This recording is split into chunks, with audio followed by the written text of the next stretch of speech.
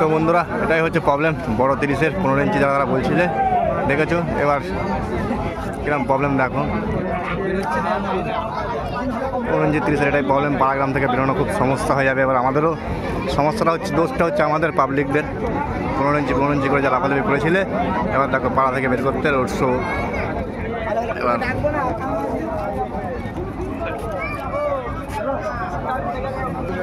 তো এবার আর মাইকলদার দোষ দিও না, সব 15 ইঞ্চি চলে এসছে। এবার সরকারকে বলো যে রাস্তা বানানোর জন্যে। তো হচ্ছে দিকে সেটা গেছে, এদিকেও সেটেছে, এদিকেও সেটা গেছে।